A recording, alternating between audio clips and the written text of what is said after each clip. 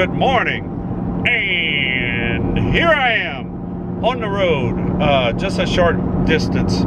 And I'm doing a follow-up about our last episode, which is about the production of the Bingo Bandito short film. Because apparently some people were confused. Somebody came up and said, well, I don't know why you call it a bingo thing. There ain't no bingo man in that whole show. I was like, well, okay, excuse me. But it's true. Yeah, but there are some things they said wrong. First of all, there's no bingo man. The name of the short film was the Bingo Bandito, but the Bingo Bandito was not a man. So, besides that, yeah, we didn't talk about bingo too much in it, or show too much of the bingo stuff.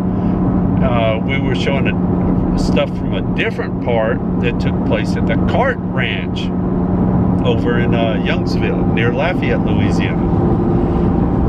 Well, you couldn't imagine that if it's the Bingo Bandito, that part of it would have to take place. And if you watched the episode, you saw the trailer and stuff about it.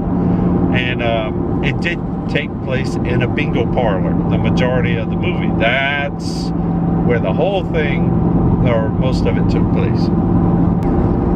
So, I thought, well, it's a nice pretty day. It's not only going to be 115 degrees today, so I'm going to go pass by where we actually filmed the bingo games and stuff. Now, I can't go inside because it's not like open to the public or anything, but I can show the outside of it. I can give you a little bit of information about it already. First of all, it took a while to find a place. If you're working on a short film, this is kind of stuff you have to do. We needed a big empty room for a bingo hall. Not huge, not gigantic, but something big enough to be a bingo hall. So we looked around and we found some places, and we had some short circuits and miscommunications and stuff. Somebody said we could use a building, and then somebody else said, no, you can't do that. That guy don't have no authority to let you do that. Okay, well then we won't. And so we ended up finding a different place. Well, basically we ended up finding an old church hall that was very appropriate for what we wanted to do. And we talked to them, and if you're gonna use a building like that that's like owned by a church or something, you need to let them know what you're going to be doing in there. So we talked about the whole story of the movie and everything, and showed them the little script and all that. And they said, well, sure, you can use that. That sounds fun. So we worked out the deal, and we were able to film in the little church hall. And that's where we're headed now. So, here we go. Well, here I am in Mowater, Louisiana. And if you never heard of Mowater, that's too bad. But anyway, that's where I am. And I'm standing right in front of the bingo hut, or what used to be the bingo hut for a couple of days at least. And it's right over there. Look that! Over there. That's the St. Lawrence Hall, the church hall, and that's actually the church over there. And that's the cemetery in between, kind of in the back of them. But this is where the Bingo Bandito took place, the whole filming of it.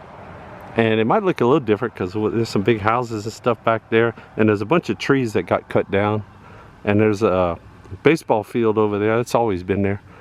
But that is the actual bingo hut that's seen in the film, and this is the actual, watch, I'll see if I can, yeah, look, there's my shadow. There's the actual pavement that the Bingo Mobile drove around on, drove right past here. Oh, look where the giant hand is. Imagine this is the Bingo Mobile. And But that's the church hall. That's where all the magic happened. Way back in 2011. The movie was filmed in here in 2011. Well, I don't know why you say 2011. You said it came out in 2012. You're correct. It did come out in 2012. But what happened is, and with all movies, is first you have to make the movie and then you get to show it to people. And in the case of the Bingo Bandito, we made the movie, we filmed it in 2011, right inside those doors over there. And it didn't come out till 2012. That's when we could start showing it to people. And we showed it at film festivals and stuff like that. If you ever heard of film festivals, most short films, that's where they go, to film festivals. And then you get to show it to people and people understand it. It's like, oh yeah, that's pretty good. That was pretty funny, yeah. Or, ooh, that movie stinks. Like, you know, and so I don't like that me. And you build up your reputation. Hopefully you do build up your reputation and you can do some other work and eventually make big movies if that's what you want to do. And it goes for everybody that's involved, the actors, the directors, all the crew people, the craft services, which is one of the terms for people that serve snacks during the filming. But yeah, anyway, this is the Bingo Hut as it stands today. It doesn't look too different, except the Bingo Hut sign's not there. But that was it. We spent 1 day getting it ready and 2 days in there filming, and that was it, and we were done. And probably for the Bingo Bandito, the biggest expense, the biggest single expense, because it wasn't free, all this, but the biggest single expense was the actual bingo machine. And it was a little harder to find something like that than you would think. We thought, oh well, maybe we can borrow a machine from somewhere. The problem is, any place that has a bingo machine is using it.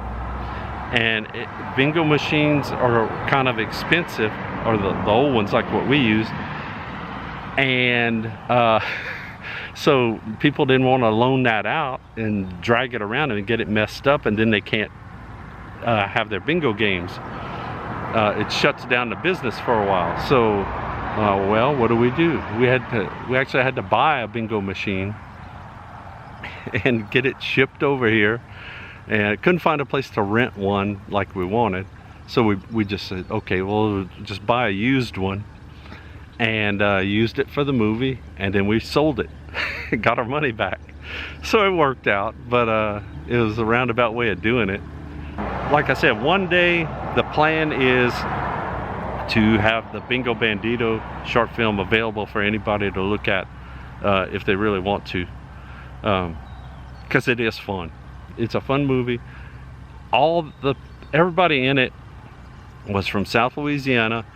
The crew, the cast in particular, was a real tight-knit group, and almost all of them knew each other just from around town. They were just friends. They knew each other.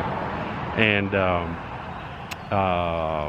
for short film people, for casting, we started out, it's like, well, let's get in touch with the local acting groups, theater groups and stuff like that.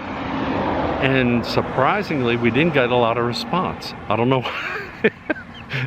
It's one of those things. They didn't know who we were. And, oh, I don't know nothing about no bingo show. I'm not going to be in that. So we recruited people. We had just enough people to be able to do it. I had to go in the script and combine some roles, take two different characters and put them together and make one character out of them, because we didn't have enough people to play all of them. So yeah, it was a tight-knit group, and we just made it. And anyway, it was fun. Everybody enjoyed it, had a good time, and I don't know what else other than it's fun to be back in front of the Bingo Hut. And we do have certain memorabilias from the film that we saved besides the Bingo Bandito bingo bag. This is the actual license plate from the Bingo Mobile, the car driven by the Bingo Bandito.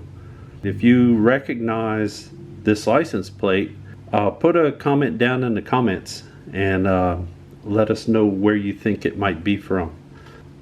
The other thing is the bingo machine that I talked about. And actually, this is only part of the bingo machine, because the main part of it, including the board that lit up and everything, we did actually buy it and then sell it. But this part I kept and still have it. Ooh, looking at the Bingo Hut menu board is making me hungry. So I guess we're gonna have to wrap it up this time and get ready to see you on the next Look Dat.